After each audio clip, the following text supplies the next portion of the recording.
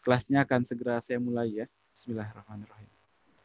A'udzubillahi minasyaitonirrajim. Bismillahirrahmanirrahim. Assalamualaikum warahmatullahi wabarakatuh. Waalaikumsalam Waalaikumsalam. warahmatullahi wabarakatuh. Assalamualaikum warahmatullahi wabarakatuh. Ya. Alhamdulillahirabbil alamin. Alhamdulillahilladzi hadana li hadza wa ma kunna linahtadiya laula an hadanallah. Allahumma shalli ala Muhammad wa ala alihi wa ashabihi ajmain. Amma ba'du. Bapak Ibu yang dirahmati Allah, marilah kita bersama-sama bersyukur kepada Allah Subhanahu wa taala dengan mengucapkan alhamdulillahirabbil alamin. Segala puji hanya bagi Allah. Dan marilah kita sama-sama mengucapkan salawat kepada baginda Nabi dengan mengucapkan Allahumma sholli ala Sayyidina Muhammad. Assalamualaikum ya Rasulullah. Ya. Marilah di pagi hari ini kita sama-sama meluruskan niat kita semata-mata menuntut ilmu dengan niat menggapai ridho Allah Subhanahu wa taala. Semoga upaya yang kita lakukan dalam rangka menggapai ridha Allah diberkahi oleh Allah Subhanahu wa taala. Insyaallah, alhamdulillah. Bapak Ibu yang dirahmati Allah, ahlan wa sahlan bihudurikum. Selamat datang, selamat bergabung dalam kelas kuliah Ekonomi Islam pada pertemuan yang keempat. Alhamdulillah. Setelah pertemuan-pertemuan yang sebelumnya kita membahas tentang ekonomi kapitalisme dan bagaimana fakta dan bagaimana urian resesi ekonomi pada pekan yang lalu. Alhamdulillah. Ya, semoga pertemuan tersebut ya sangat mencerahkan kita dan sangat menginspirasi kita dan insya Allah akan terus membantu kita untuk memperjuangkan ke depannya ekonomi Islam insya Allah. Bapak Ibu yang dirahmati Allah,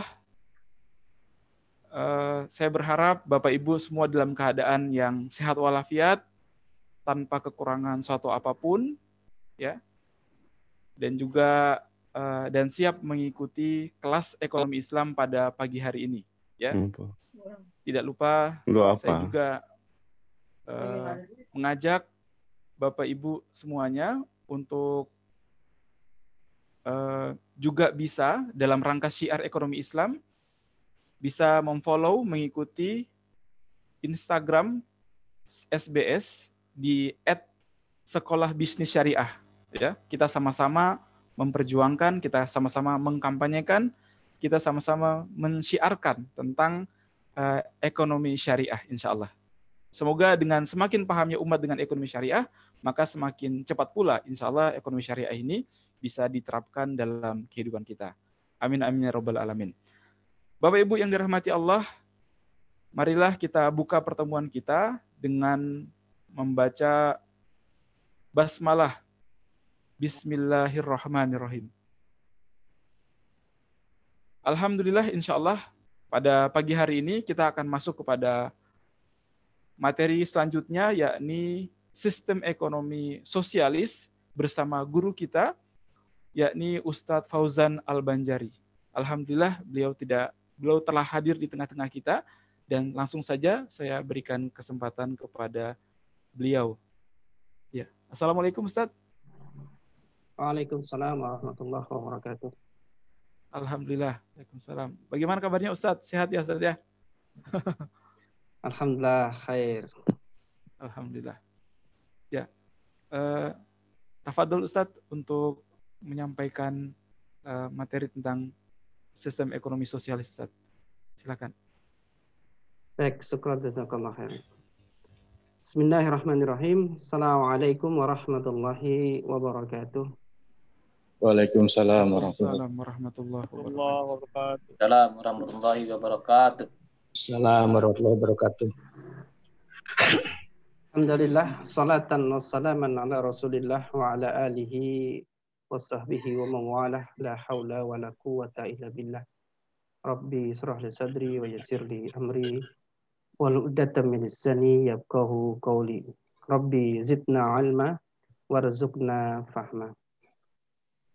Bapak Ibu yang dirahmati Allah Subhanahu wa taala, para pengkaji ilmu di dalam Majelis Iqtisadi wa Tijaratus Syar'iyyah. Alhamdulillah pada pagi hari ini kita bisa melanjutkan pembelajaran kita tentang ekonomi Islam. Nah, pembelajaran kita tentang ekonomi Islam ini tentu saja kita dahului terlebih dahulu dengan membahas sistem-sistem ekonomi yang ada di dunia. Kemudian kita sama-sama memahami bagaimana sistem-sistem ekonomi itu kemudian berjalan saat ini ataupun pernah digunakan di masa lalu. Ya. Lalu bagaimana nanti sistem ekonomi Islam dibandingkan dengan sistem ekonomi yang ada tersebut. Pada pertemuan sebelumnya kita sudah membahas tentang sistem ekonomi kapitalis, ya, sistem ekonomi kapitalisme. Dan kemarin kita sudah memahami bahwa sistem ekonomi kapitalisme ini begitu luar biasa, ya, dia mengkritik habis sistem ekonomi sebelumnya, sistem ekonomi merkantilisme, yang kemudian dalam berabad-abad setelahnya sistem ekonomi ini terus dipakai dan terus diperbaharui secara masif dan juga melahirkan banyak ahli-ahlinya di dalam sistem ekonomi kapitalis. Zaman kegelapan Eropa saat itu memang ketika menerapkan sistem ekonomi merkantilisme itu terjadi kemiskinan ya yang luar biasa di masyarakat. Kemudian berlanjut ketika kita tahu ya bahwasanya saat terjadi krisis, saat terjadi tekanan biasanya akan muncul kaum intelektual. Nah, ini begitupun yang ada sekarang kan kita ini sedang krisis ya. Nah, mudah-mudahan ini para peserta MITS ini nanti jadi kaum intelektual yang kemudian membawa sistem ekonomi Islam ini. Begitupun terjadi dulu ya ketika masa kegelapan Eropa, kemudian muncullah revolusi industri yang dibarengi juga dengan sistem ekonomi kapitalisme ini. Dan kita tahu bahwa sistem ekonomi kapitalisme ini sukses membawa Eropa ya saat itu ke dalam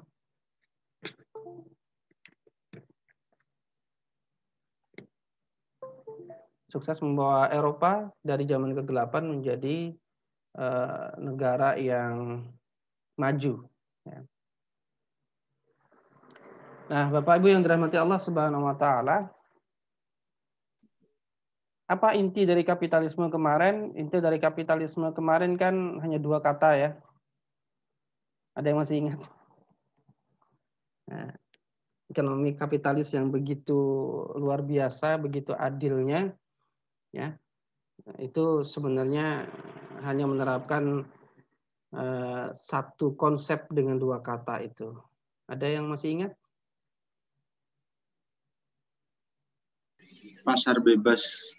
Pasar bebas. Nah, kalau ahli ekonomi mereka itu yang lulusan apa kemarin Harvard, ya yang saya katakan menjadi konsultan ekonomi itu kemudian mengatakan apapun masalahnya yang terjadi pada ekonomi asal negara tidak ikut campur maka perekonomian itu akan menjadi baik.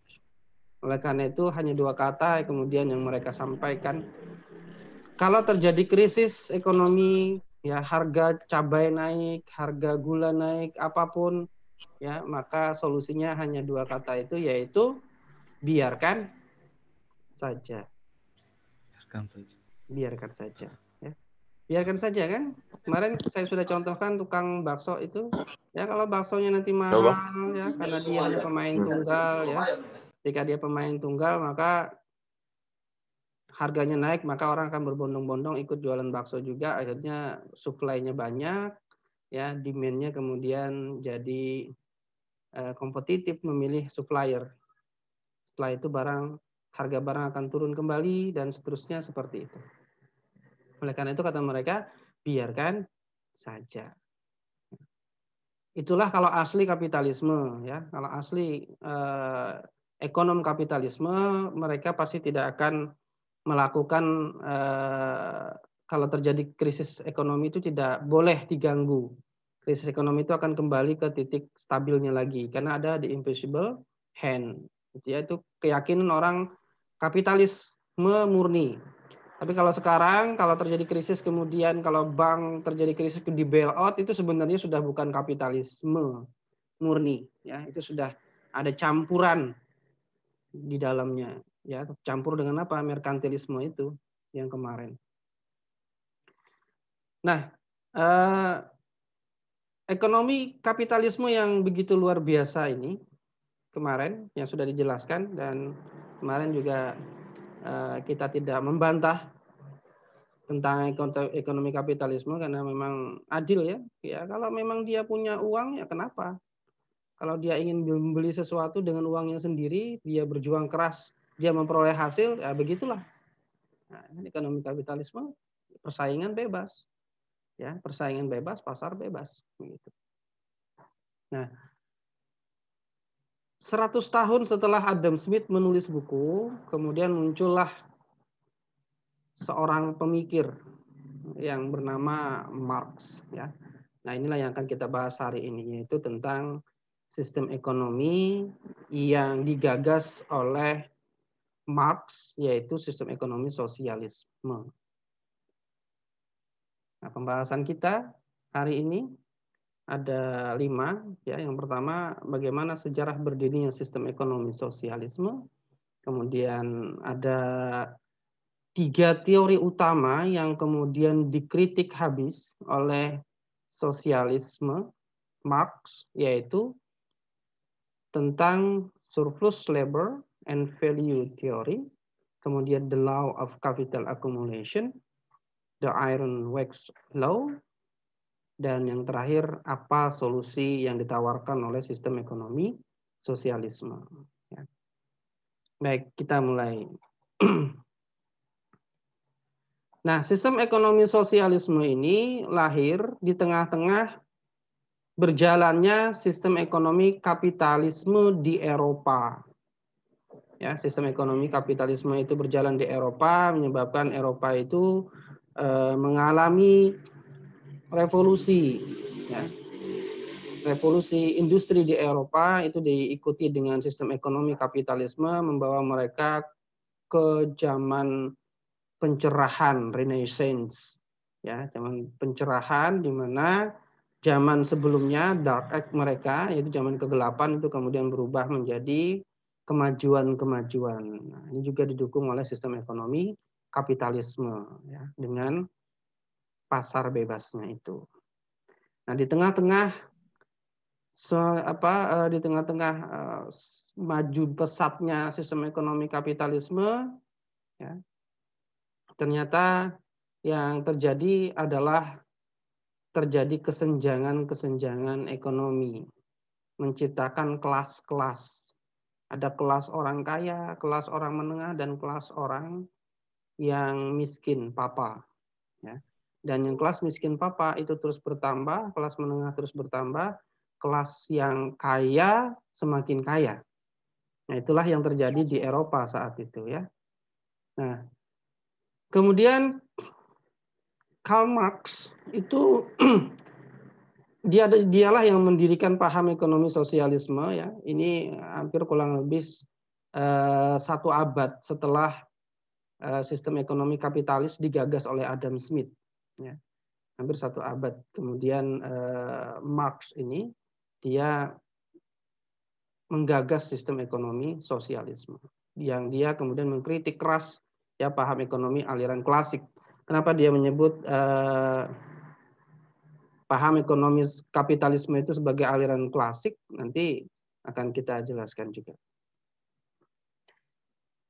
Bagaimana sebenarnya Marx ini melihat sistem ekonomi sosialisme, ya, dari sistem ekonomi kapitalis.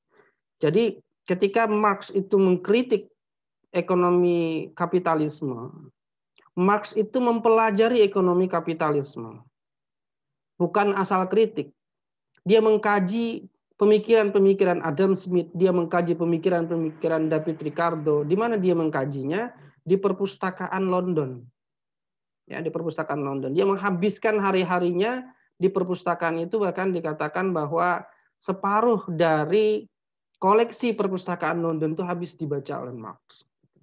Jadi orang ini rajin baca gitu ya.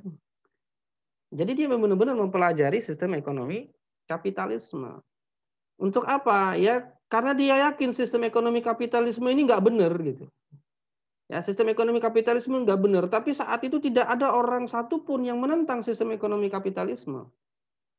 Ya, orang semua menerima sistem ekonomi kapitalisme, tapi dia tidak. Ini pasti salah ini. Kenapa salah? Karena dia melihat kondisi dirinya sendiri dan banyak orang yang sama seperti dirinya. Jadi Marx ini kan berserta istri dan anaknya ini termasuk orang yang sangat miskin, sangat miskin. Jadi dalam biografinya kalau nanti sempat baca gitu ya, dalam biografinya itu Marx ini kalau kita tengok rumahnya itu kecil, ya. Kemudian kalau kita buka pintu rumahnya, maka kita akan menemukan disitulah ruang tamunya, disitulah ruang makannya, disitulah dapurnya, disitulah tempat dia tidur. Ya, begitulah kondisinya. Dan dia punya 6 anak. Jadi 8 orang itu ya di situ. Dalam satu ruangan sempit. Bahkan ketika dia ke dokter gitu ya, datang ke dokter membawa anaknya yang sakit, itu dokter nggak mau bukain pintu. Kenapa? Orang miskin. Nggak mungkin bisa bayar. Marx ini. Nah, jadi dia yakin bahwasanya ada masalah dengan sistem ekonomi kapitalisme ini. Ya. Bahkan dalam satu riwayat biografi dikatakan bahwasanya anaknya Marx itu ada yang meninggal, ya, di pangkuan ibunya. Kenapa? Karena air susu ibunya habis, tidak bisa menyusu dan mereka tidak bisa membeli makanan. Jadi secara psikologis Marx ini memang dia mengalami bagaimana hidup di tengah-tengah sistem ekonomi kapitalisme Eropa saat itu. Yaitu sistem kapitalisme, sistem ekonomi kapitalisme yang digagas oleh Adam Smith dan David Ricardo. Inilah yang membuat Marx kemudian terdorong kemudian untuk mencari tahu apa sebenarnya kelemahan dari sistem ekonomi kapitalisme ini. Sehingga bisa membuat kesenjangan yang begitu rupa menjadikan banyak orang-orang yang miskin. Nah, karena itulah kemudian satu karyanya yang terkenal, yaitu buku yang ditulis dia 3 jilid, ya, berjudul Das Kapital. Nah, disinilah dia kemudian mengkritik habis tentang sistem ekonomi kapitalisme. Ya. Ini bukunya yang ditulis tahun 1867. Ya, inilah yang kemudian menjadi cikal bakal dari pemahaman ekonomi sosialisme. Nah, seperti yang saya katakan tadi bahwasanya Marx ini mempelajari sistem ekonomi kapitalisme, ya, dalam memberikan kritiknya itu dia menggunakan asumsi-asumsi dasar yang digunakan oleh aliran klasik. Nah, dia menyebutnya aliran klasik. Ya, aliran sistem ekonomi kapitalisme itu dia sebut sebagai aliran klasik. Kenapa disebut dengan aliran klasik? Karena pemikiran-pemikirannya Adam Smith itu terpengaruh dengan filosofi dari pemikiran-pemikiran Yunani kuno, gitu. Ya, maka di sana kita bisa memahami kemarin bagaimana filosofi tentang manusia, misalnya bahwa manusia itu memiliki sikap tamak, ya, rakus gitu ya, egois dan seterusnya. Itu menurut Adam Smith itu bukanlah suatu yang salah gitu ya. Itu bukan sesuatu yang salah. Jadi sistem ekonomi kapitalis itu mengatakan bahwa orang yang tamak, yang rakus, yang mementingkan dirinya sendiri itu malah bagus. Nah, ini kan pemikiran yang terkait dengan filosofis, ya.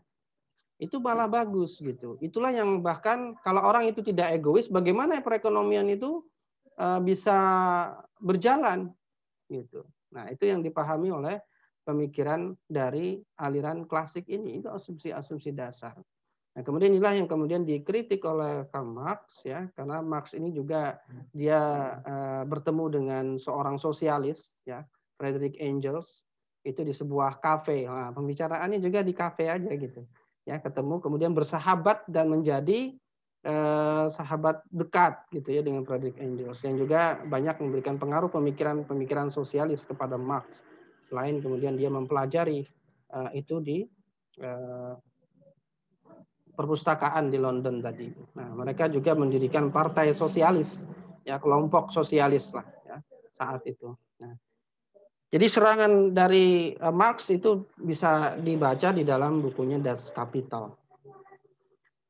Dari asumsi-asumsi itulah kemudian Marx memberikan kritik balik yang sangat telak terhadap paham ekonomi aliran klasik ini. Jadi kalau kita itu ingin mengkritik sesuatu, ya kita harus mempelajarinya. Ya. Kita harus mempelajarinya sehingga kita bisa memperoleh pengetahuan di mana kelemahannya. Inilah yang Marx pikirkan. Tidak mungkin sistem ekonomi kapitalis ini tidak punya kelemahan. Buktinya, faktanya, terjadi kesenjangan sosial. Bahkan dirinya sendiri mengalami begitu sulitnya dalam ekonomi. Nah, pasti ada yang salah di dalam sistem ekonomi kapitalis ini menurut Marx. Ya, sehingga dia mempelajari berbagai macam paham, ya, pemikiran dari ekonomi kapitalis, terutama pemikirannya Adam Smith dan David Ricardo. Ini ya orangnya, gambarnya ya. Ya, ini Adam Smith dan David Ricardo. Nah, dalam membangun teorinya ini, ya, Marx pertama dia melakukan pandangan atau kritik terhadap pandangan nilai, value, ya, menurut Adam Smith dan David Ricardo. Bagaimana pandangan value menurut Adam Smith, ya, atau menurut sistem ekonomi kapitalis? Gampangannya, sederhananya begini. Ya. Nilai suatu barang itu diukur berdasarkan banyaknya tenaga yang telah dikorbankan oleh pekerja untuk memproduksi barang tersebut. Contohnya bagaimana? Contohnya misalnya HP kita, ya. HP kita itu kan barang yang kecil, ya, tapi multitasking, ya. Kemudian sekarang kameranya sudah luar biasa, ya, bisa melakukan apa saja dengan HP tersebut. Nah, kalau dibandingkan dengan meja kayu biasa begitu ya, maka harga HP itu tentu jauh lebih besar daripada meja kayu itu. Ya. Nah, jadi nilainya meja itu yang hanya bisa dikerjakan meja kayu gitu ya, cukup diserahkan kepada satu orang pekerja saja, dari mulai menebang pohon, ya, misalnya gitu ya, sampai kemudian memotong menjadi kayu-kayu dan membuat meja, nah itu bisa diserahkan saja kepada satu orang. Tapi bagaimana dengan sebuah HP misalnya? HP itu punya panjang sekali value change-nya, rantai nilainya, ya, sehingga menjadi sebuah HP. Ya. Jadi rantai nilainya itu panjang. Banyak pekerja yang terlibat, ya, mulai dari pekerja yang membuat casingnya, membuat dalam bagian-bagiannya dan seterusnya, sampai kemudian merakitnya. Ini panjang, ya, sehingga menghasilkan sebuah produk yang memiliki nilai yang tinggi. Nah, nilai yang tinggi ini menurut Adam Smith itu diukur dengan banyaknya tenaga yang telah dikorbankan oleh pekerja untuk memproduksi barang tersebut. Nah, inilah kenapa value sebuah produk itu menjadi tinggi menurut ekonomi kapitalis. Ya.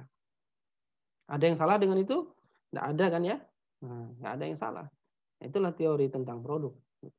Nah, kemudian dengan adanya perubahan pola produksi, ini pemikiran Marx, ya, dia juga melihat itu pada ekonomi kapitalis, dari sistem yang primitif kepada sistem yang modern. Maka menurut Marx pasti akan muncul ketidakadilan dalam ekonomi. Nah, dari produksi yang primitif ke produksi yang modern, yaitu primitif itu yang dimaksudnya itu sebelum sebelum adanya sistem ekonomi kapitalisme, ya, kemudian datanglah sistem ekonomi kapitalisme, kemudian itulah yang disebut dengan sistem yang modern. Nah, ini coba kita lihat ya. Menurut Marx, ini pasti akan terjadi ketidakadilan dalam ekonomi. Ya. Nah, bagaimana produksi yang primitif itu? Ini kita bisa lihat, ini kita masih dalam produksi primitif atau enggak nih? Ya, karena pola produksi primitif itu yang pertama adalah kepemilikan itu bersifat individual, kemudian produksi itu bersifat individual. Bagaimana disebut kepemilikan itu bersifat individual? Ya, orang kalau memproduksi sesuatu dulu, ya, maka dialah yang kemudian memiliki modalnya, dialah yang bekerja, ya. Kalau dia ingin membuat suatu barang, dia cari bahan bakunya, dia buat sendiri, ya. Kemudian dia jual sendiri, ya. Kemudian keuntungan dia ambil sendiri. Ya. Kira-kira Bapak Ibu yang sudah punya usaha, ini masih primitif apa sudah modern? Modal sendiri, ya. Bikin sendiri, jual sendiri, kemudian keuntungnya buat sendiri juga. Nah, kalau masih seperti itu, ini yang disebut dengan pola produksi primitif. Ya. Kayaknya sudah modern ya, atau masih primitif. Nah, jadi kepemilikan itu bersifat individual seperti itu. Kalau saya contohkan kemarin tentang sistem ekonomi kapitalis dengan si penjual bakso kemarin kan begitu ya. Dia buat gerobaknya sendiri, kemudian buat baksonya sendiri, gitu, jual sendiri kan. Kemudian kalau dapat untung ya dia nikmati sendiri. Nah, itulah produksi yang primitif. Nggak ada masalah dengan itu. Ya. Nggak ada yang salah juga dengan itu. Marx juga melihat nggak salah dengan itu. Tapi ketika berubah menjadi pola produksi yang modern, menurut Marx, gitu, ini yang bermasalah, yaitu dengan munculnya sistem ekonomi kapitalis itu jadi masalah tuh, gitu, kata Marx. Ya. Kenapa? Karena memang kepemilikan itu bersifat individual, masih, ya, karena dengan adanya para pemodal memiliki faktor-faktor produksi, kepemilikannya bersifat individual, tapi ya pola produksi modern itu kan produksinya besar, banyak, ya, sifatnya banyak. Kemudian maka produksinya bersifat kolektif, mempekerjakan orang banyak bekerja, membuat barang-barang dan seterusnya. Inilah yang fakta yang dilihat Marx, kondisi lingkungannya di Eropa. Ya, orang-orang mulai bekerja di pabrik-pabrik, ya, karena revolusi industri itu kan meniscayakan adanya industri-industri besar.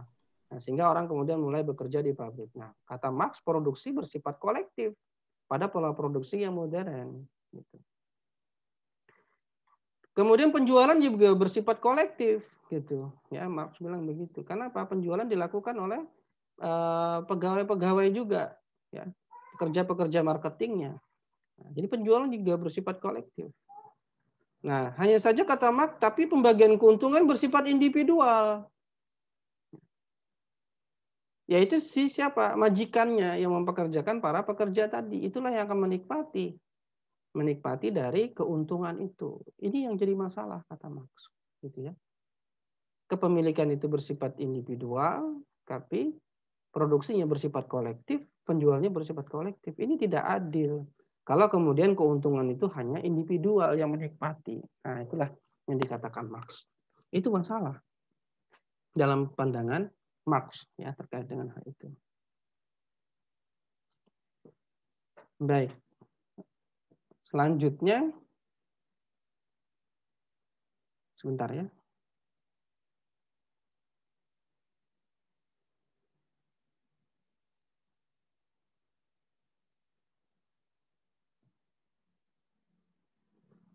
Nah, ini pemikiran Marx, ya, terkait dengan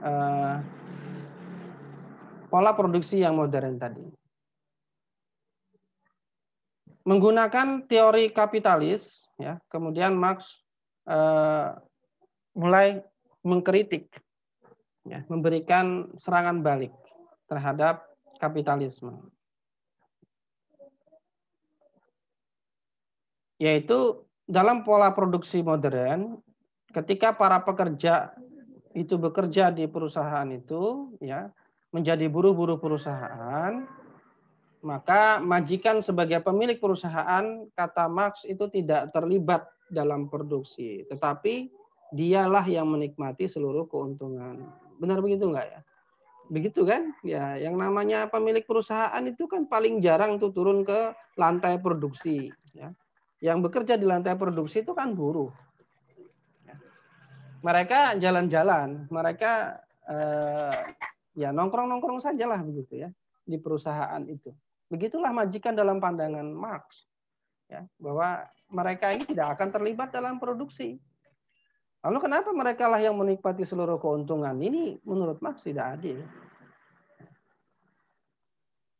Nah, dalam pemikiran kapitalisme, tenaga buruh itu memang dianggap sebagai bagian dari komponen biaya produksi. Ya, jadi tenaga buruh itu dia dihargai dengan upah. Nah, upah itu di dalam ilmu ekonomi kapitalis itu sebagai komponen biaya produksi.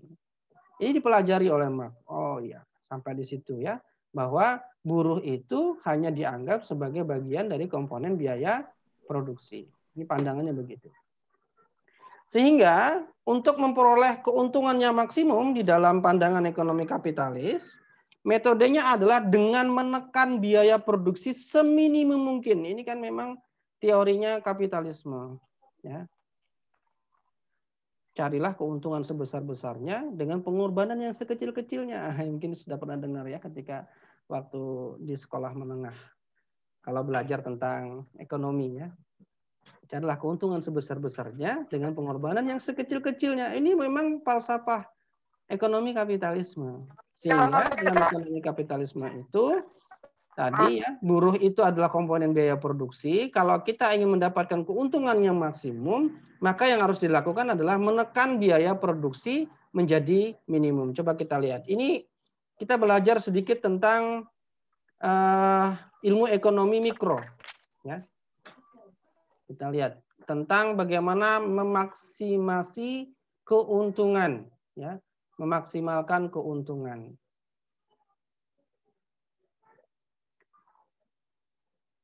Total profit itu adalah total revenue dikurang total cost. Ini kita belajar sedikit tentang ekonomi mikro, perhitungan tentang bagaimana memaksimasi keuntungan di dalam ilmu ekonomi kapitalis. Jadi total profit itu adalah total revenue, pendapatan dikurangi total biaya. Jadi kalau kita ingin total profit kita itu maksimum, kita ingin pendapatan kita atau keuntungan kita itu menjadi maksimum, maka revenue-nya harus maksimum, kemudian biayanya harus minimum. Begitulah rumusnya.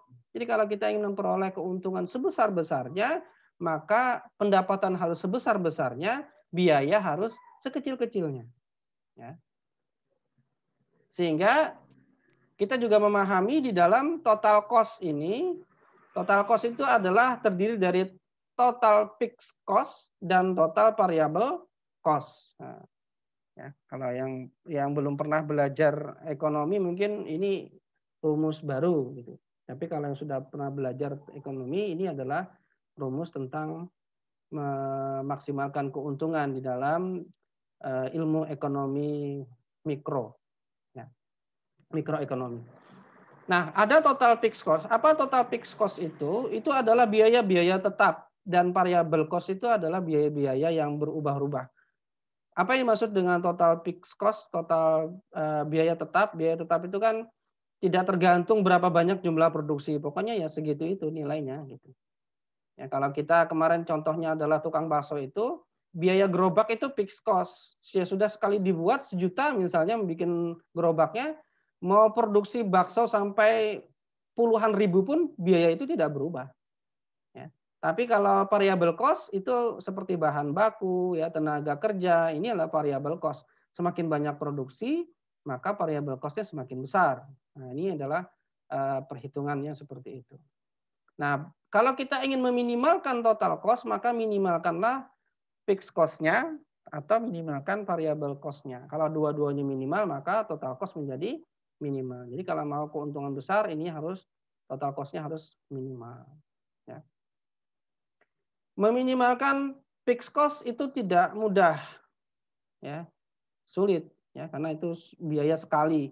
ya, atau biaya yang tidak berubah-ubah. Maka yang paling mudah itu adalah meminimalkan total variable cost. Terdiri dari bahan apa itu? Total variable cost itu terdiri dari bahan baku, tenaga kerja utamanya. Ini yang utama ya. Yang besar itu datang dari bahan baku dan tenaga kerja. Ini variable cost.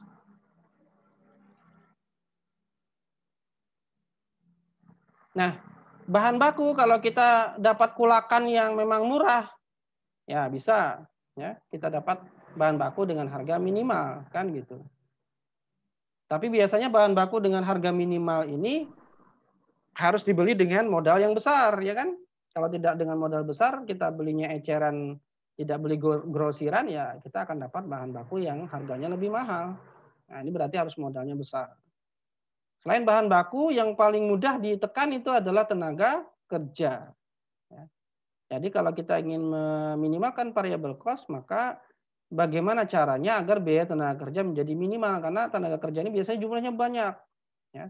Sehingga kalau ini biayanya minimal, itulah yang akan memperbesar dari keuntungan total profit. Nah, ini adalah ilmu ekonomi kapitalis yang dipelajari oleh Marx. Ya. Nah, total profit seluruhnya akan diambil oleh pemilik modal. Inilah pemikirannya Marx. Ya. Tidak dibagikan kepada pekerja. Ya, karena pekerja sudah dianggap sebagai komponen biaya yang sudah diupah, digaji. Sehingga dengan demikian, ya, pemikiran dari Adam Smith ini, kalau nilai barang itu diukur dari besarnya tenaga yang telah dikorbankan, ini kan teorinya kapitalis, ya, teorinya Adam Smith, maka nilai ya, value tadi, maka sesungguhnya kata Marx telah terjadi surplus nilai tenaga buruh yang telah diambil oleh majikannya. Bukankah kata Marx nilai suatu barang atau harga barang itu ditentukan oleh banyaknya atau besarnya tenaga yang dikorbankan. Nah, padahal buruhlah yang paling banyak mengorbankan tenaganya. Kenapa buruh kemudian yang paling kecil dapatnya? Ini tidak adil. Ini disebut dengan surplus nilai tenaga buruh. Artinya keuntungan yang diambil oleh majikan itu sesungguhnya adalah karena menzolimi para buruh ini, yaitu dengan mengambil kelebihan nilai yang telah dikeluarkan oleh para buruh terhadap barang tersebut. Jadi dia menyerang kapitalisme itu dengan teori kapitalisme sendiri. Ya. Kalau kapitalisme mengatakan bahwa value itu diukur dengan besarnya tenaga yang telah dikorbankan, seharusnya siapa yang mengorbankan tenaga lebih besar? Bukankah majikan tadi cuma duduk-duduk saja? Ya. Yang mengeluarkan tenaga lebih besar itu adalah para buruh. Harusnya buruh itu mendapat nilai yang besar, ya, sesuai dengan keuntungan yang diambil oleh majikan. Dengan demikian, kata Marx, teori yang pertama yang dia hantam adalah ini. Siapa yang bisa menolak Marx kalau begini? Ya, makanya hidup Marx. Hidup sosialis. Itu kalau pengkaderan anak-anak sosialis yang terjadi di mahasiswa-mahasiswa itu luar biasa mereka. Benar Marx ini. Ya. Luar biasa pemikiran Marx ini. Betul, majikan itu mengambil kelebihan nilai dari para tenaga buruh. Ya, sesuai dengan ilmu ekonomi kapitalis sendiri. Gitu. Nah, jadi ekonomi kapitalisme ini menurut Marx adalah ekonomi yang dalam bahasa kita itu ekonomi yang zolim. Gitu. Nah, dia mengatakan itu adalah ekonomi yang menindas. Ya. Ekonomi yang zolim. Ini baru satu teori yang dikritik oleh Marx. Ya. Kan Marx mengkritik 3 teorinya yang paling utama yang dikritiknya. Ya. Kemudian yang kedua, teori yang kedua yang dikritik oleh Marx di dalam bukunya Das Kapital itu adalah the law of capital accumulation. Kalau yang tadi itu menyerang buruh, sekarang dia menyerang majikan, ya. Menyerang pemilik modal. Apa kata Marx? Jadi menurut Marx dalam persaingan bebas, ya, pasar bebas ini, persaingan bebas atau pasar bebas, yang terserah saja itu tadi, ya, atau biarkan saja itu, perusahaan yang besar akan senantiasa memakan, ya, perusahaan yang kecil. Nah, ya, ini memakan, ya. Nah, kalau kita ilmu tentang memakan ini sebenarnya ada tingkatan pengusaha, ya, dalam makan memakan ini. menunjukkan besar kecilnya pengusaha itu sendiri. Kalau pengusaha yang bilang, misalnya ada suami bilang ke istrinya, ya, misalnya, Bu, misalnya begitu ya, apa makan kita hari ini? Nah, kalau pertanyaan seperti ini berarti usahanya itu kembang kempis lah, jadi pengusaha kecil lah. Apa kita makan hari ini? Nah, pertanyaannya kan menyebabkan istri mau pergi aja dari rumah itu. Apa kita makan hari ini? Berarti nggak ada makanan itu. Tingkatan yang kedua, makan di mana hari ini? Nah, berarti kalau sudah makan di mana itu ya lumayan lah ya, dia sudah punya pilihan tempat gitu. Tapi yang paling besar itu adalah makan siapa kita hari ini. Nah, itu berarti perusahaan kapitalis itu yang sangat besar, ya, karena sudah bisa makan orang. Nah, menurut Marx memang itu yang terjadi pada sistem ekonomi kapitalis, di mana perusahaan-perusahaan kecil itu akan dimakan oleh perusahaan-perusahaan yang besar. Ya. Bagaimana cara makannya? Nah, ini diserang melalui rumus ini ya, rumus yang sama. Seperti tadi. Ini makanya Marx itu dia menyerang menggunakan ilmu kapitalisme. Total profit tadi kan sama ya, total revenue saya percepat saja. Kalau ingin maksimum maka ya di revenue-nya dimaksimumkan. Bagaimana cara memaksimumkan revenue? Revenue itu kan price kali quantity kan begitu. Yaitu harga dikali jumlah. Nah, itu revenue namanya. Jadi berapa kita harganya kalikan berapa banyak. Jadi kalau ingin maksimum maka price-nya maksimum, kuantitinya maksimum. Tapi kalau revenue maksimumnya itu pakai P yang maksimum, yaitu price yang maksimum, maka tidak akan kompetitif. Bagaimana bisa bersaing kalau harganya mahal? Bisa saja kita memproduksi sesuatu, misalnya ya, ada orang yang kemudian membuat sesuatu yang misalnya harganya itu hanya misalnya teh. Nah, tahu kan harga teh ya? Harga teh paling mahal berapa sih gitu? Kalau di warung-warung biasa paling 2.000, 3.000 kan? Ya. Kemudian dia jual teh 1 juta. Price-nya tinggi, tapi siapa yang mau beli? Kan tidak kompetitif gitu. Ya. Jualan teh harga 1 juta, bisa dibayangkan tuh. Ya. Sempat ngobrol-ngobrol sama istri begitu. Bagaimana kalau kita buka warung, kemudian kita tantang orang-orang kaya, gitu ya, tantang orang-orang kaya yang ada di sekitar kita itu, ya, jangan anggap diri Anda kaya kalau belum bisa beli teh di tempat kami, begitu. Kenapa? Karena harga tehnya 1 juta. Apakah tehnya berbeda dengan teh yang lain? Tidak berbeda. Kira-kira kompetitif nggak? Ya nggak kompetitif lah. Ya. Jadi untuk kemudian price maksimum itu sulit. Ya, pasti price ini kalau bisa minimum. Tapi yang bisa dimaksimumkan apa? Quantity. Bagaimana ini kalau banyak? Gitu, ya. Nah, sehingga untuk kompetitif, price-nya minimum, quantity-nya maksimum. Quantity maksimum itu hanya bisa ya diperoleh dari modal yang besar.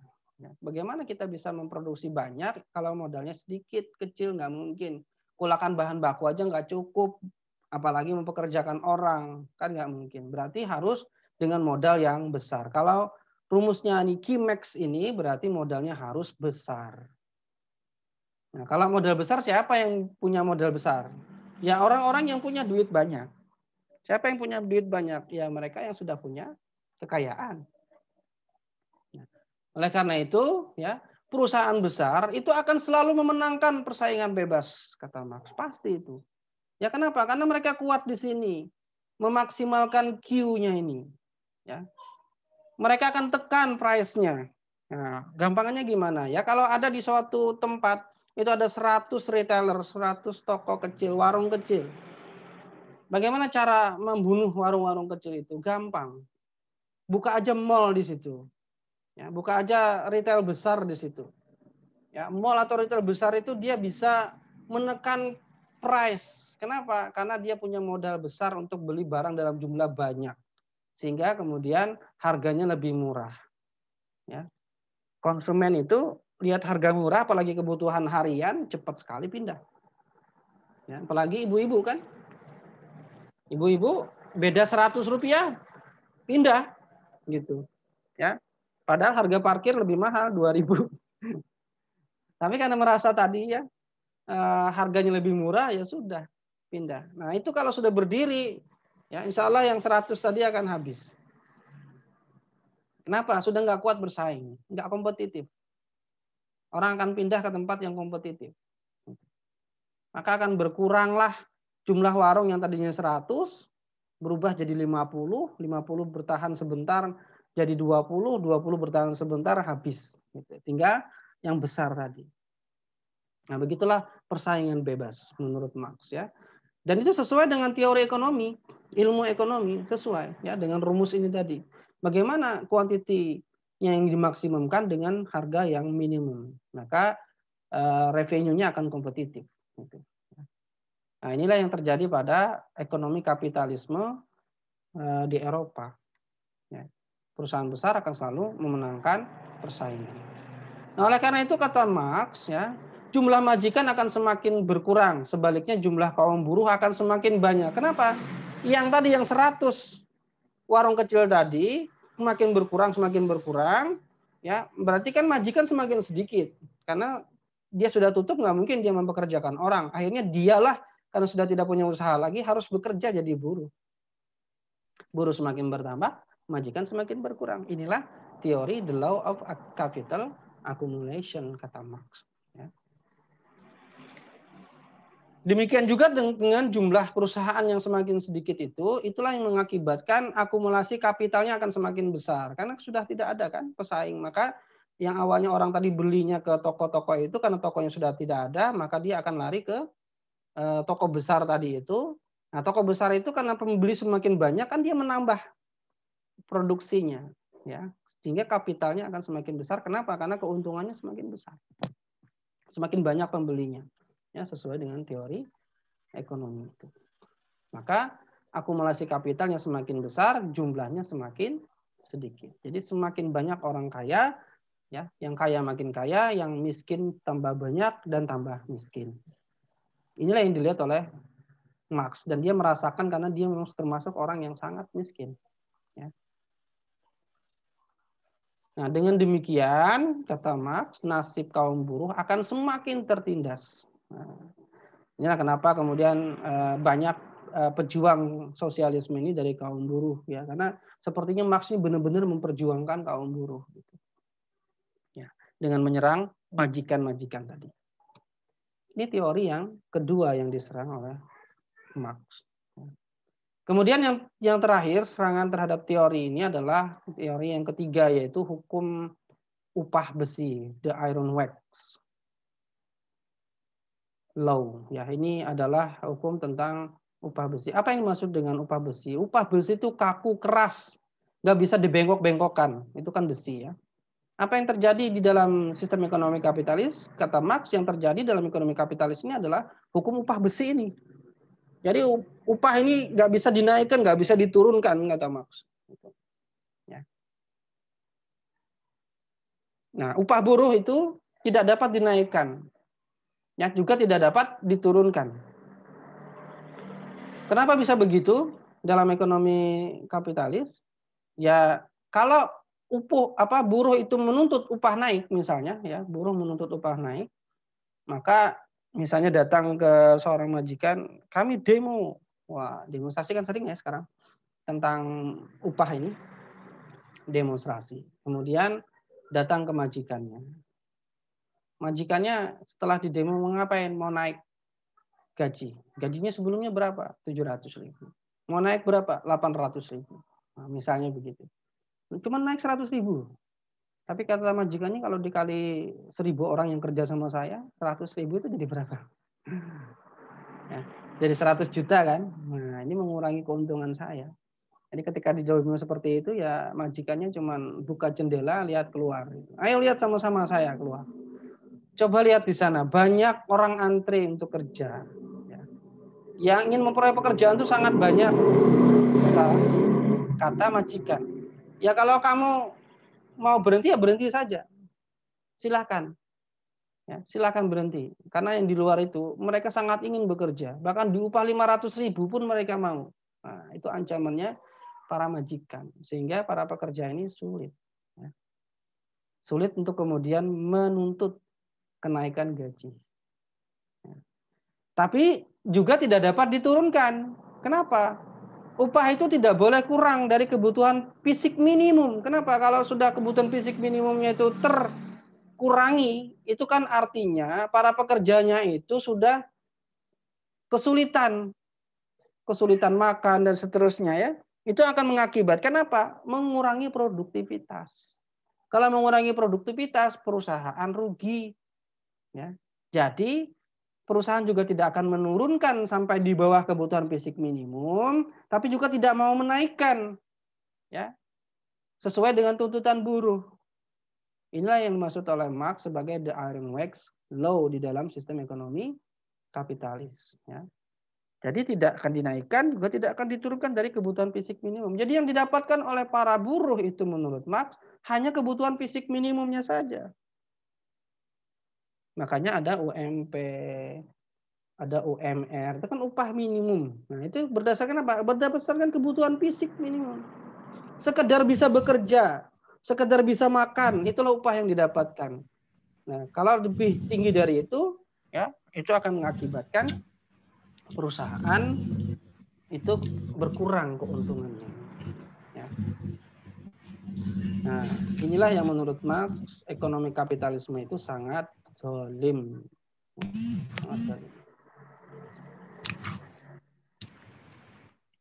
Benar nggak, Marx? Benar kan? Luar biasa, Marx.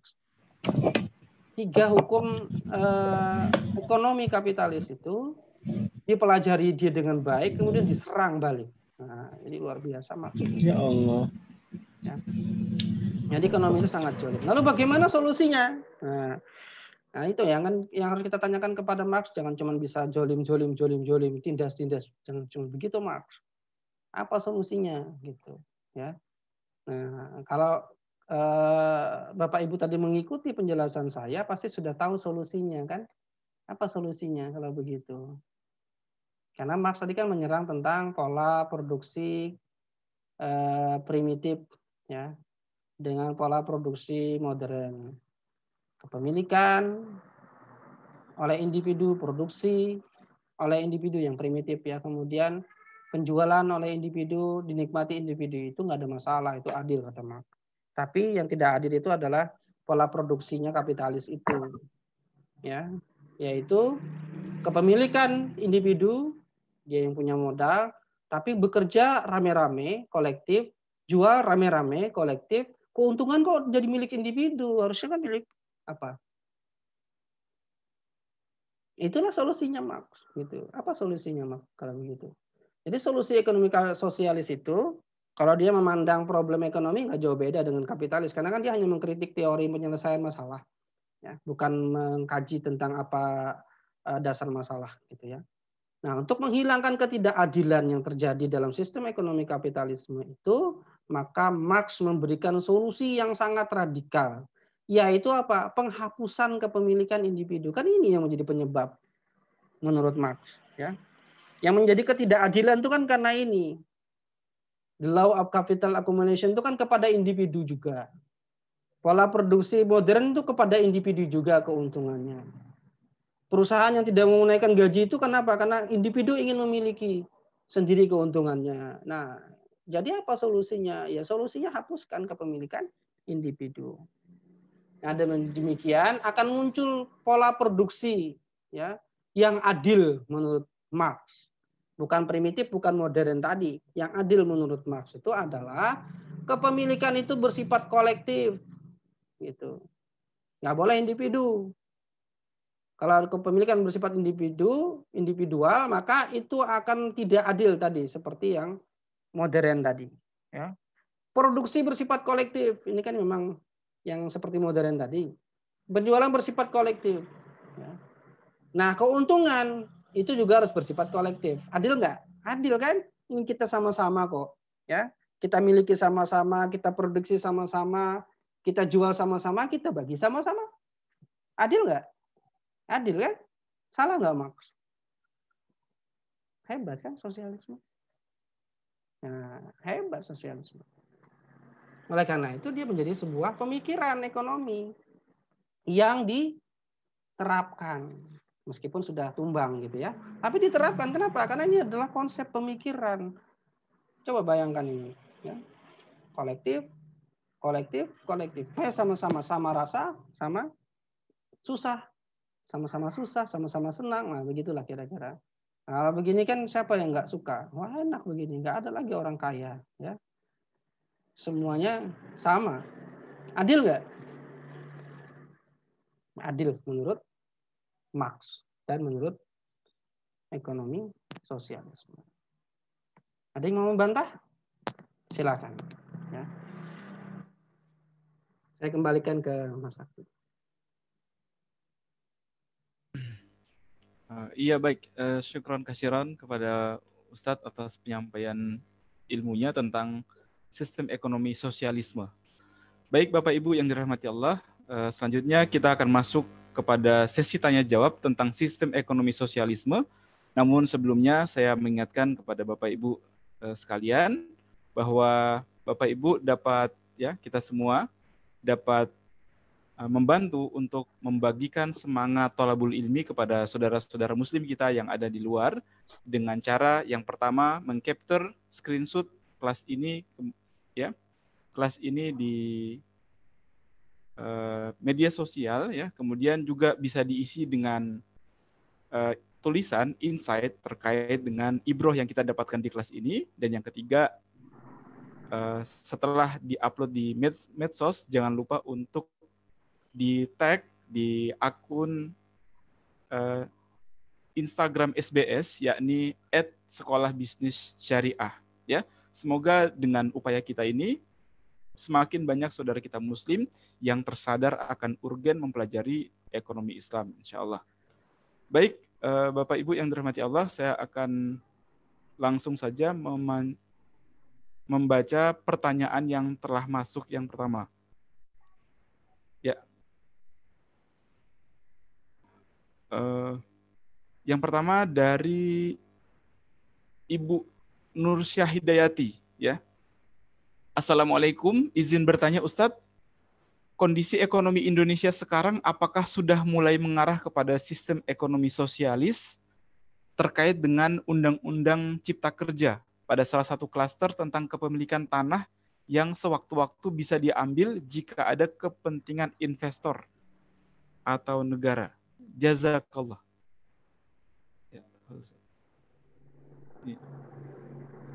Apakah sistem ekonomi kita sudah mengarah kepada sosialis nih Ustaz?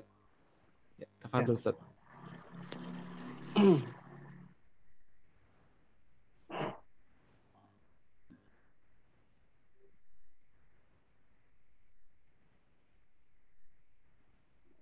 Baik. Apakah Indonesia sudah mengarah ke sosialis? Ya, Indonesia ini tergantung karena dia bukan negara yang memiliki kekuatan ideologi ya. Sehingga ideologi manapun yang menarik dia, itulah yang akan dia jalani. Sistem ekonomi kita itu tergantung kepada negara adidaya yang mempengaruhi Indonesia. Kalau dipengaruhi oleh liberal atau neoliberal kapitalis, ya maka kesanalah arahnya. Ya. Dan yang paling mudah mengarahkan ekonomi itu adalah melalui undang-undang. Itu yang paling mudah. Ya.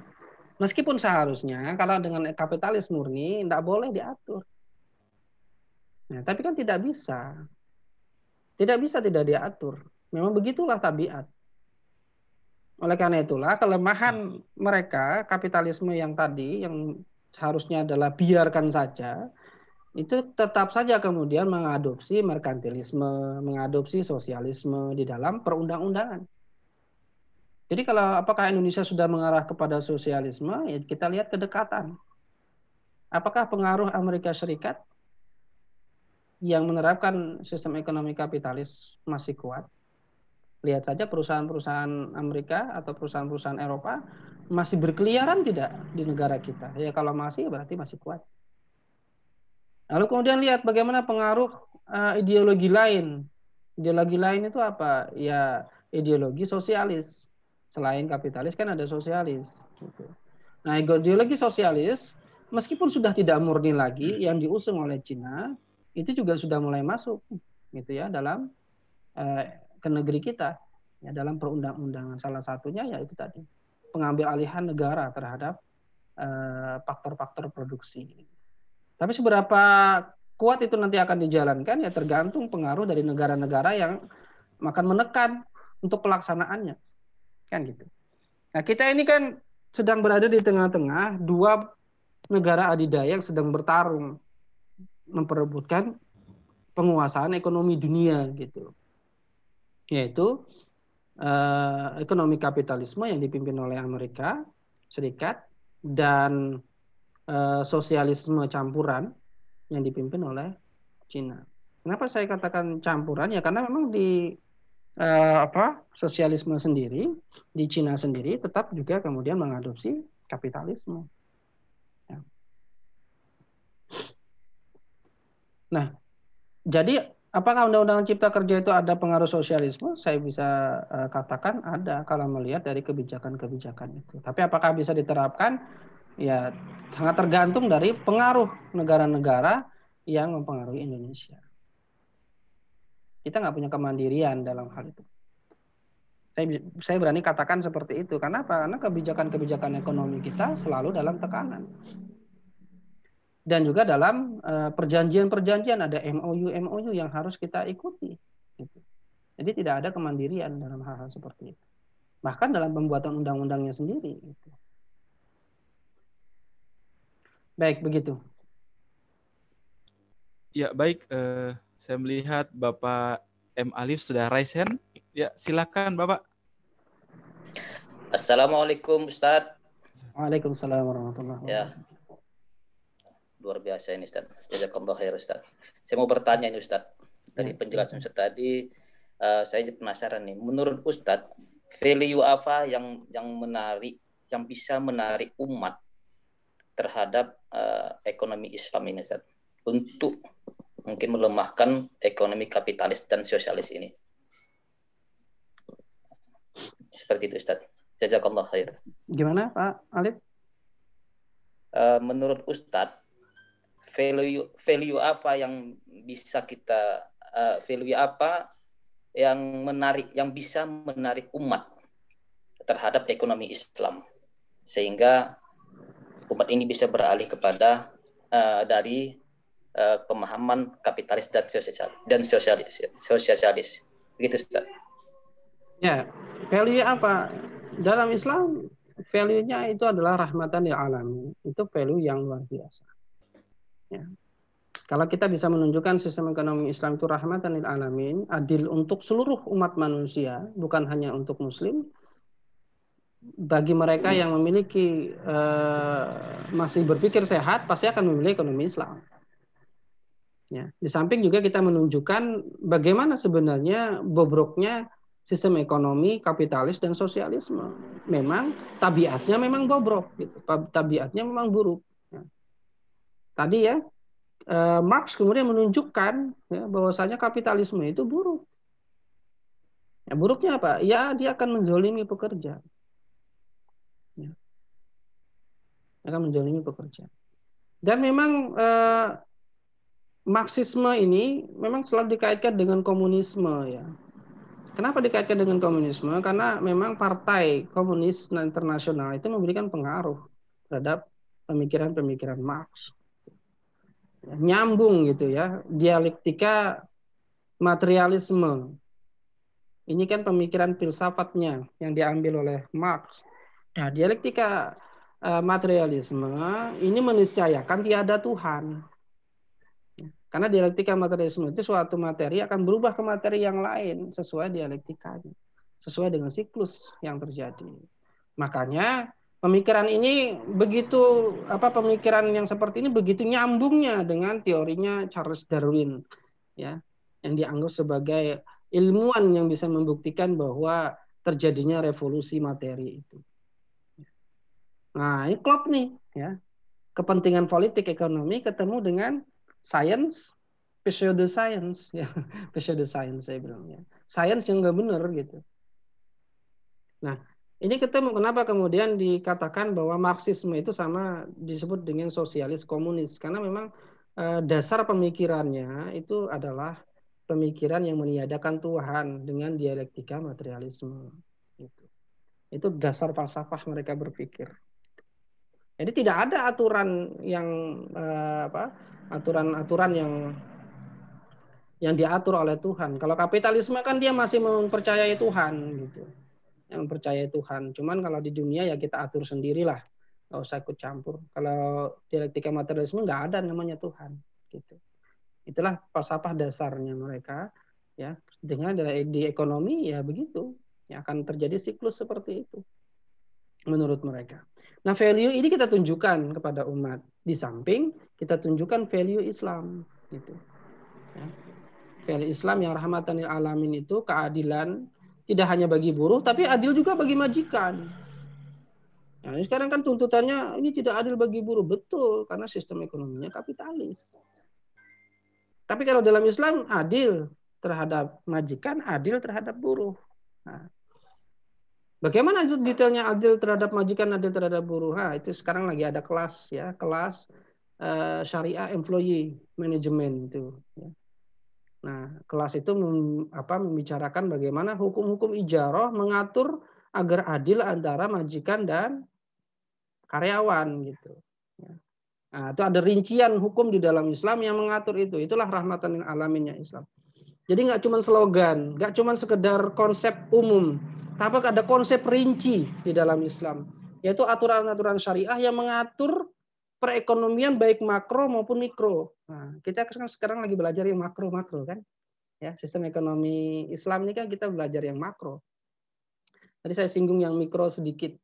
Itu bisa dibawa ke perusahaan, ya. Tadi rumus-rumus tadi itu, ya. Nah, itu rumus yang bisa dibawa ke perusahaan. Jadi begitu, Pak Alif. Insyaallah. Jazakallah khair, Ustaz. Ya. Ya, baik, selanjutnya Ustadz dari Ibu Uci Siregar. Assalamualaikum Ustadz. Apakah kritik Marx berhasil meruntuhkan ekonomi Adam Smith? Tafadhal. Ya. Berhasil. Saya katakan berhasil, ya. Berhasil. Artinya begini. Di Eropa saat itu kan akhirnya terbagi menjadi Eropa Barat dan Eropa Timur. Ya, Eropa Timur kebanyakan kemudian mengadopsi sistem ekonomi sosialisme. Awalnya kapitalis. Nah, itu artinya keberhasilan dari Marx kemudian merubah pemikiran sehingga mau diterapkan oleh negara. Bagaimana negara bisa menerapkan? Ya Partai Komunis menang. Ya, karena memang Partai Komunislah yang bergerak saat itu di Eropa yang mengadopsi pemikiran-pemikiran Marx. Gitu. Ya, sehingga disebut dengan Marxisme itu disebut juga dengan sosialis komunis. Ya. Karena berhasilnya pemikiran Marx dibawa ke level negara itu karena kemenangan Partai Komunis. Sehingga menguasai Eropa Timur. Ya. Uni Soviet saat itu kemudian menerapkan, Jerman menerapkan gitu ya. Nah, mereka menerapkan sistem ekonomi itu di Eropa Timur, sistem ekonomi sosialisme. Jadi berhasilkah meruntuhkan ekonomi Adam Smith? Berhasil. Secara konsep sudah kita buktikan konsep Marx itu benar dalam mengkritik kezolimannya sistem ekonomi kapitalis kan begitu. Nah, tinggal kan solusinya. Solusinya kan diberikan oleh Marx tadi kan begitu. Solusinya berarti nggak ada kepemilikan individu, harus kepemilikan kolektif. Siapa yang bisa menjadikan kepemilikan individu menjadi kepemilikan kolektif? Negara. Nggak ada yang lain. Oleh karena itu harus negara. Bagi Marx. Maka perjuangannya tetap sama. Bagaimana menguasai negara. Ya, meskipun dalam dalam perjuangan yang menjadi torikohnya Marx itu bukan negara. Bukan dengan mengambil alih negara. Kalau Marx itu kan dia punya konsep. Dia juga punya torikoh untuk menerapkan itu. Kalau Marx itu mengatakan torikohnya itu adalah class struggle. Perjuangan kelas. Itu torikohnya Marx. Gitu. Ya, torikohnya Marx itu ya bagaimana kemudian kaum-kaum proletar, ya buruh tadi itu, kemudian menyisihkan atau menghilangkan gap dengan kaum-kaum borjuis. Gitu. Dengan cara apa? Ya perjuangan kelas tadi. Namanya perjuangan kelas ya berarti harus ada benturan. Karena dengan benturan itulah nanti akan tercipta ya memperpendek kesenjangan. Dan itu harus terus terjadi sampai kemudian tidak ada lagi kesenjangan. Artinya komunal sama. Gitu. Itu torikohnya Marx. Gitu. Tapi torikohnya Marx itu nggak akan pernah bisa berhasil. Itu utopia. Yang berhasil itu adalah dengan jalan mengambil alih kekuasaan. Itulah yang dilakukan oleh komunis, partai komunis. Gitu. Dia mengambil pemikiran Marx tentang ekonominya, tapi untuk menerapkannya itu melalui negara. Nah, ini bisa Bapak Ibu baca ya di bab 2 dalam buku Nizamul Iqtisadi fil Islam ketika mengkritik tentang sosialisme. Di situ ada 3 aliran sosialisme, tapi yang paling berpengaruh adalah alirannya Marx. Gitu ya. Ada aliran negara, ada aliran yang ibaratnya itu seperti campur aduk begitu ya, ada aliran Marx gitu. Ya. Nah itu ya. Baik, demikian. Ya. Baik Ustadz, selanjutnya pertanyaan dari Ibu Nila Ummu Syahidah. Pertanyaannya, bagaimana kehancuran sistem ekonomi sosialis, Ustadz? Ya, namanya ideologi itu kan saling berperang. Apalagi sama-sama satu benua Eropa. Kan dekat ya. Kapitalis dan sosialis berdampingan. Perang dingin terus gitu ya sampai perang beneran gitu ya. Nah, terjadilah perang dunia kedua. Itulah awal kerontokan sistem ekonomi sosialis karena kalah perang satu ya. Yang kedua secara konsep itu kemudian tertolak gitu ya oleh orang-orang yang merasa ini tidak sesuai dengan fitrah manusia. Bagaimana mungkin orang tidak bisa memiliki apapun, tapi harus semuanya milik bersama. Bisa dibayangkan kan? Kalau semuanya harus milik bersama. Artinya itu akan menggerus sistem itu sendiri, karena memang sistem buatan manusia itu begitu ya. Sistem buatan manusia itu akan ada pertentangan. Karena dibuat dengan hawa nafsu, akan bertentangan dengan hawa nafsu. Sistem ini kan dibuat dengan hawa nafsu. Kita tahu latar belakangnya Marx begitu kan. Dia orang yang menjadi korban kapitalisme. Ya, dia berjuang, berpikir bagaimana menyerang dan mengganti sistem ekonomi kapitalisme. Muncullah sistem ekonomi sosialisme. Jadi ada faktor karena perang yang membuat sistem ini kemudian tidak lagi digunakan. Ada juga tadi kesadaran yang merasa sistem ini tidak bisa membuat orang-orang itu menjadi lebih sejahtera, ya begitu-begitu saja. Gitu.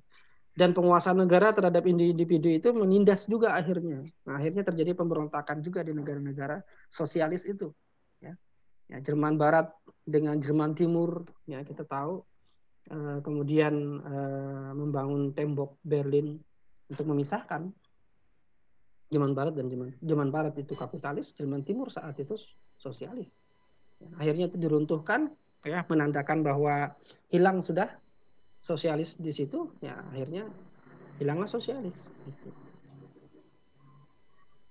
Demikian.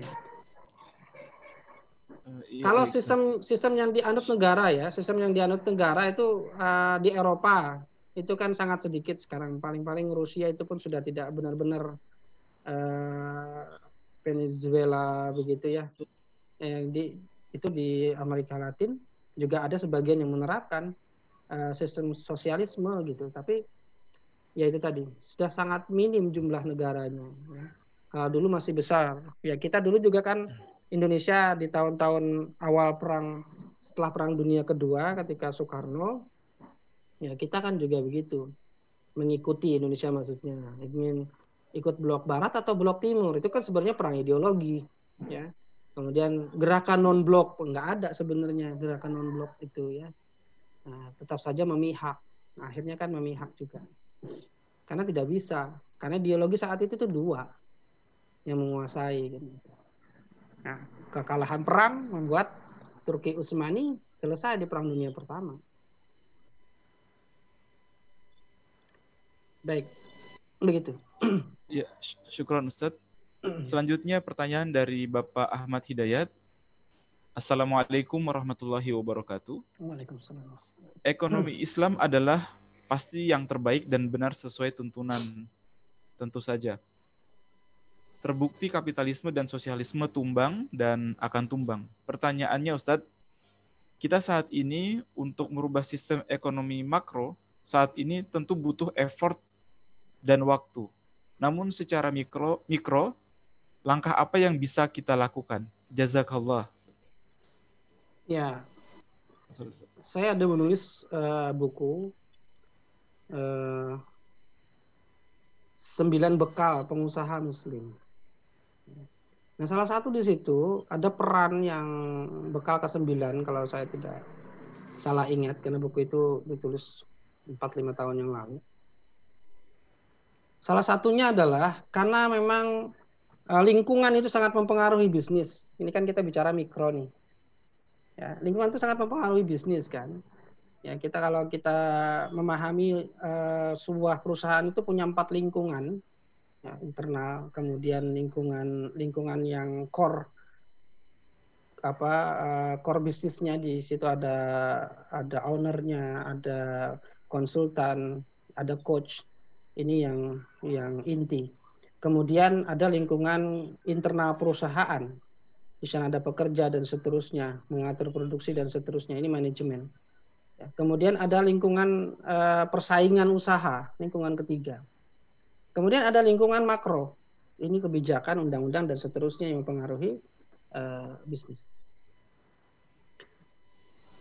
Jadi bagaimana supaya kita itu tetap bisa menjalankan sistem syariat ini di dalam atau ekonomi Islam yang mikro. Ekonomi Islam yang mikro saja yang bisa kita jalankan ya, karena makro itu butuh peran negara. Yang mikro bisa kita jalankan. Apa saja yang mikro di dalam sistem ekonomi Islam itu? Yang mikro itu berarti bicara tentang bagaimana mengatur perusahaan, bagaimana mendirikan dan mengatur perusahaan, itu mikro. Jadi bagaimana kita mengatur dan mendirikan perusahaan itu mikro. Mendirikan perusahaan kita butuh pemahaman tentang bagaimana permodalan, bagaimana syirkah dan seterusnya. Bagaimana mengatur perusahaan kita butuh manajemen syariah itu bagaimana, kita butuh bagaimana hukum-hukum ijarah dan seterusnya. Ini mikro, ya. Jadi kalau apa yang harus kita lakukan, pertama belajar itu, pahami itu. Kemudian kita buat komunitas. Nah, pembicaraan saya pada buku yang tadi yang saya bicarakan 9 bekal itu, salah satunya selain belajar dan seterusnya itu dalam buku itu, ya, yang terakhir adalah kita bikin komunitas. Kita bekerja sama dengan sesama Muslim, bersirkah bersama, melakukan jual beli antar sesama Muslim begitu, ya. Karena kita harus memastikan bagaimana kita tidak bisa bekerja sama dengan orang yang membangun usahanya yang tidak benar, tidak sesuai syariat dan seterusnya. Itulah yang harus kita lakukan. Karena menjalankan bisnis di tengah-tengah ekonomi kapitalisme itu membutuhkan effort yang besar. Kalau kita tidak dibantu oleh sesama Muslim juga untuk menguatkan secara psikologis, menguatkan secara mental, ya, spiritual, ya, juga menguatkan secara ekonomi. Ya, caranya apa? Ya dengan kemudian bertransaksi dengan sesama Muslim, dengan perusahaan-perusahaan Muslim. Itu yang harus dilakukan. Sementara kita sambil berjuang mengatasi yang makro. Mengatasi yang makro ini tidak bisa tidak kecuali kita menyadarkan umat. Bagaimana umat bisa sadar? Salah satunya dengan forum seperti ini. Ini kan forum, ya, forum kita untuk menyampaikan bagaimana ekonomi Islam. Gitu. Nah, ketika orang itu sudah meyakini ekonomi Islam itu adalah ekonomi yang benar, ekonomi yang akan mensejahterakan semua orang, ekonomi yang rahmatan lil alamin, maka kita ajak mereka kemudian menyampaikan juga kepada yang lain. Bagaimana kemudian bisa menyampaikan kepada yang lain kalau kita sendiri belum paham tentang bagaimana ekonomi Islam. Nah, itu pentingnya ya. Itulah pentingnya forum-forum yang kita adakan untuk kemudian menyadarkan umat tentang ekonomi makro. Kalau yang mikro kita langsung jalankan saja yang mikro itu, ya. Syirkah tidak perlu menunggu negara, ijarah tidak perlu menunggu negara, ya. Yang seperti itu kalau tidak kita terapkan berarti kita tidak menjalankan ekonomi Islam dalam level yang mikro, yang langsung bisa kita terapkan gitu. Itu yang penting. Demikian. Ya, syukran Ustadz. Selanjutnya pertanyaan dari Bapak Fikri Muhammad nih. Assalamualaikum Ustadz. Bagaimana sistem ekonomi sosialis menyebarkan idealis ekonominya? Jazakallah Ustadz. Sama ya, apa maksud saya sama itu, pemikiran itu dirubah dengan jalan pemikiran. Orang-orang yang memiliki pemikiran ekonomi kapitalis itu harus diruntuhkan pemikiran tentang ekonomi kapitalisnya. Diinstal baru dengan sistem ekonomi sosialis. Itulah yang dilakukan oleh Marx gitu. Ya. Ketika dia meruntuhkan sistem ekonomi kapitalis dengan menyerang teori-teori inti dalam sistem ekonomi kapitalis, menggantinya kemudian dengan sistem ekonomi sosialis. Itu yang dia lakukan. Nah, bagaimana penyebaran itu bisa terjadi? Berarti ada yang mendakwahkan. Kan begitu. Ada yang mendakwahkannya. Siapa yang mendakwahkannya? Partai Komunis. Saat itu di Eropa, Partai Komunis yang bergerak kemudian memahamkan itu. Ya, bergerilya, bikin apa istilahnya? Bikin pertemuan-pertemuan kecil, halakoh, liko, kira-kira begitulah. Menyebar, dipahami, kemudian membuat mereka berjuang dan seterusnya. Ya. Itu yang terjadi gitu. Ya. Bagaimana mereka menyebarkan idealisme dari sistem ekonomi sosialis itu kepada masyarakat. Nah, sehingga itu diemban oleh masyarakat, diikuti oleh masyarakat gitu ya.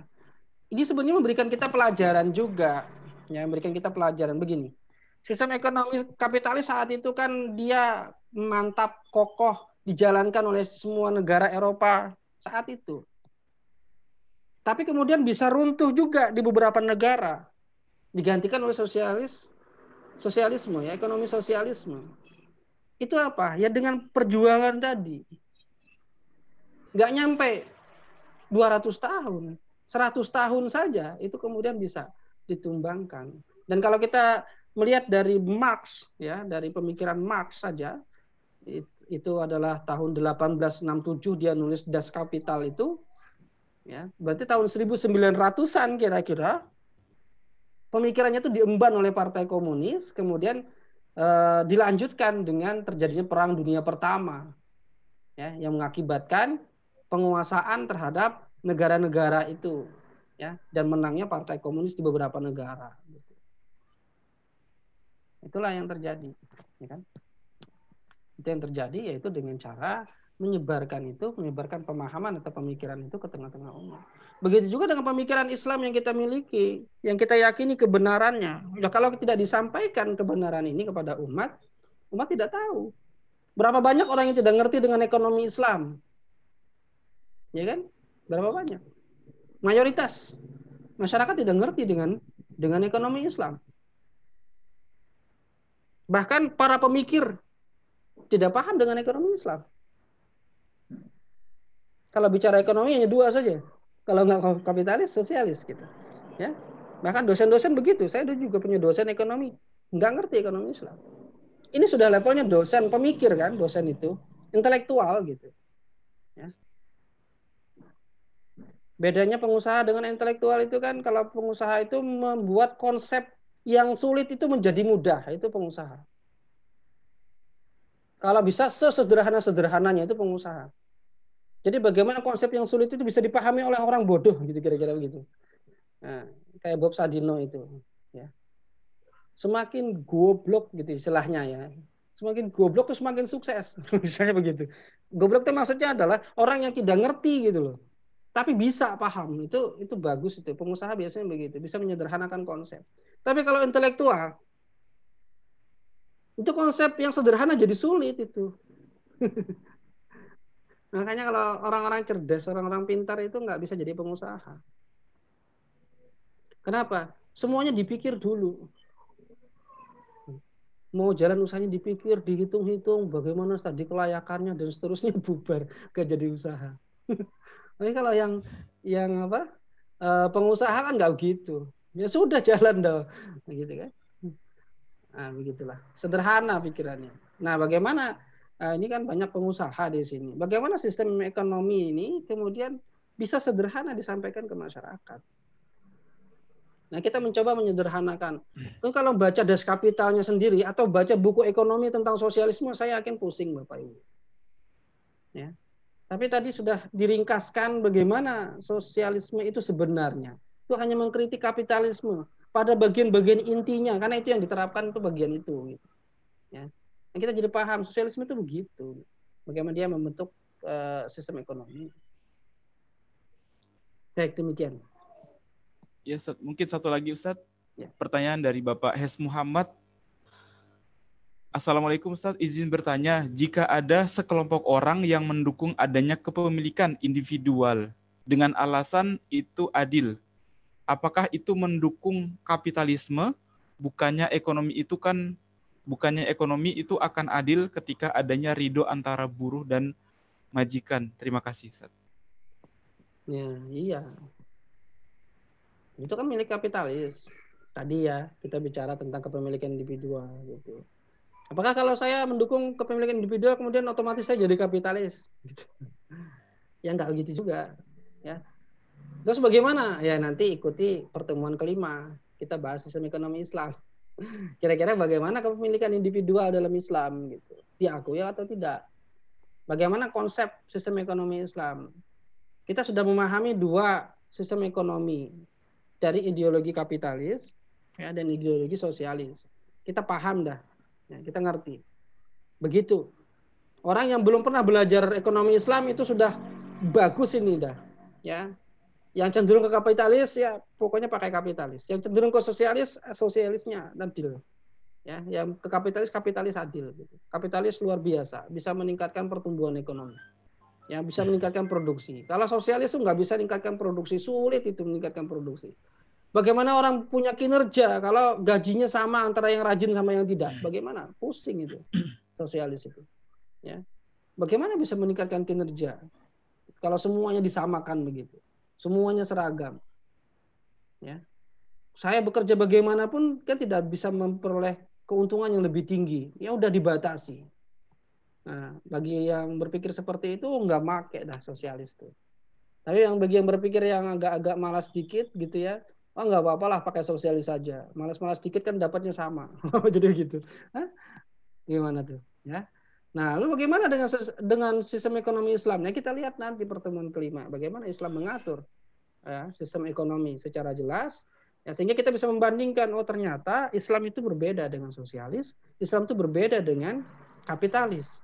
Islam mengakui kepemilikan individu, tapi tidak sebagaimana kepemilikan individu dalam kapitalisme. Lalu bagaimana kepemilikan individu dalam Islam? Nah, kita tunggu nanti ya minggu depan insya Allah. Ya, baik. Bapak Ibu yang dirahmati Allah, mohon maaf karena waktu kita terbatas, jadi saya tidak melanjutkan untuk membacakan pertanyaan yang tersisa. Dan kepada Ustadz, silakan Ustadz untuk closing statement-nya Ustadz. Baik, ya. Kita belum berakhir. Kita baru memperoleh bagaimana sosialisme mengatur ekonomi ya. Dan kalau kita hanya berhenti sampai di sini, saya khawatir semuanya akan jadi orang-orang sosialis gitu. Jadi jangan berhenti sampai di sini ya. Nanti kita bahas bagaimana sistem ekonomi Islam. Dengan sistem ekonomi Islam itu nanti kita bisa melihat ya di mana kelemahan sistem ekonomi kapitalis, di mana kelemahan sistem ekonomi sosialis, dan bagaimana itu tidak layak dipakai oleh manusia. Kemarin kita diisi oleh Ustadz Hatta menggambarkan bagaimana krisis pasti terjadi dalam sistem ekonomi kapitalis, ya, pasti terjadi dan akan terus berulang, siklik. Ya, siklus kapitalisme. Tapi ya itu tadi, kalau dalam kapitalisme biarkan saja. Ya akan kembali lagi katanya. Ya itulah modelnya. Tapi akan semakin banyak orang yang miskin, ya, kesenjangan dan seterusnya. Baik, saya berharap pertemuan pagi ini itu membuat kita menjadi sadar dan bisa memahami bagaimana sebenarnya ya perjuangan itu akan mendatangkan hasil. Ya. Yang buruk saja ketika diperjuangkan itu akan mendatangkan hasil. Bagaimana lagi yang baik? Ya. Maka yang baik ini, yang datang dari pencipta inilah yang harus kita perjuangkan dengan serius. Sehingga ini bisa diterapkan. Ya, mudah-mudahan nanti dari program ini ya Bapak Ibu sekalian juga bisa menyampaikan kepada orang-orang yang lebih banyak lagi ya tentang materi-materi ekonomi Islam ini. Demikian, wallahu a'lam bishawab. Wa'afu minkum hadallahu yakum ajmain. Jazakumullah khairan katsiran. Assalamualaikum warahmatullahi wabarakatuh. Waalaikumsalam warahmatullahi wabarakatuh. Allah Ustaz, jazakallah. Syukran kasiran Ustaz, jazakallah khairan atas ilmu yang diberikan kepada kita pada pertemuan kita kali ini. Dan Bapak Ibu yang dirahmati Allah, saya juga mengingatkan ya,